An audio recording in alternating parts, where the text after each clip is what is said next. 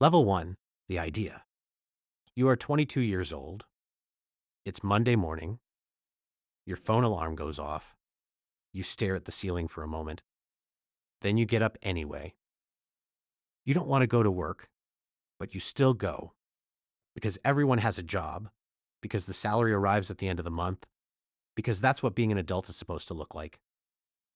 You arrive at work, hours pass, meetings happen, emails come in, you check them, you fix Excel sheets, and slowly, the days start to feel the same. Then one evening, something small happens. Small but different. You notice a problem. It has always been there, but this is the first time you actually see it. You open your phone, you write a few lines in your notes app, then a few more, then even more. It's 1:30 a.m. You should sleep, but your mind won't stop. The next day, you go back to work, but you are no longer really there. Your body is at the desk. Your mind is somewhere else. During lunch break, you start researching competitors. At night, you work on the idea again. Weekends are no longer weekends. Friends invite you out. Sometimes you go.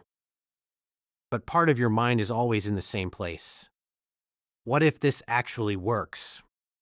At first, it's curiosity. Then slowly, it becomes an obsession.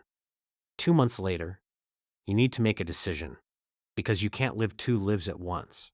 One is safe, one is completely uncertain. And the strange part is, even though you're scared, you already know what you want. You write your resignation email, you stare at the screen for a few minutes, then you hit send. Nothing changes outside. The world keeps moving, but inside your life, a new chapter begins.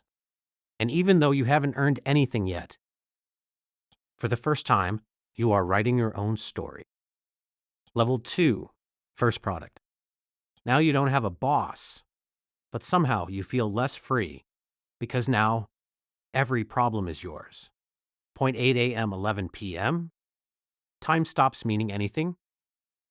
You work from a small desk. Coffee cups start stacking up. Dishes become tomorrow's problem. You spend days fixing a single feature. It finally works. Then something else breaks. You start again. The first version is ready. You feel excited. Then you use it and realize it's bad, really bad. But it doesn't matter because now you actually have something real. You send it to people. Some don't reply. Some are polite. Some are brutally honest. At first, it hurts. Then you realize something. The harsh feedback is actually the most useful because it's real. Weeks pass. You keep improving it, fixing it, rebuilding it. Then one day, a message arrives. A user has tried your product and says, "This actually made my job easier." Just one sentence, but it changes your entire day because for the first time, it's not about potential money.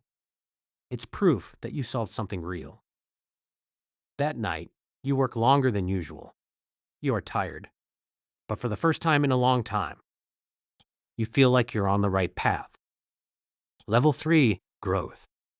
Something starts changing. You are no longer alone. There is a small team now. You hire your first employee, then another. Suddenly, people depend on you for their salary, and that feeling is different. Before, if you failed, only you were affected. Now others are involved too. This is the first real pressure, but strangely, it feels meaningful. Customers come in, some stay, some leave. Every morning you check the numbers. Every night you check again. One lost customer can ruin your whole day. One new customer can fix your entire week. Your emotions start moving like a chart. Up, down, up, down. Then one day, the biggest payment you've ever seen hits your account. You stare at it, then you stare again. It's real.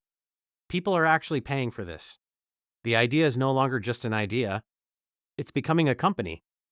But what nobody sees is this. The problems are growing too. Expectations are growing. Risk is growing. And at night, you sometimes ask yourself, can I really do this? The next morning, you go back to work anyway because you don't really have another choice. And maybe that is what success actually is. Continuing, even when you are not sure. Level 4, crisis. Every founder reaches this stage. Most don't talk about it. Revenue is growing, but expenses are growing faster. Plans didn't work the way they were supposed to. Expected customers didn't arrive. Deals got delayed. Time keeps moving. Money keeps disappearing. One morning, you check your bank account. And for the first time, you feel real fear because now it's not theoretical. It's real. You have a team, responsibilities, and very little time. From the outside, everything looks normal. Meetings still happen. Messages still come in. Presentations are still being made. But inside, everything is on fire. Some nights you can't sleep. Other nights you sleep, but don't rest. Then comes decisions, hard ones, painful ones. Some people leave. Some projects are canceled. Some dreams are postponed. Nobody posts this part on Instagram. Nobody talks about it in success stories.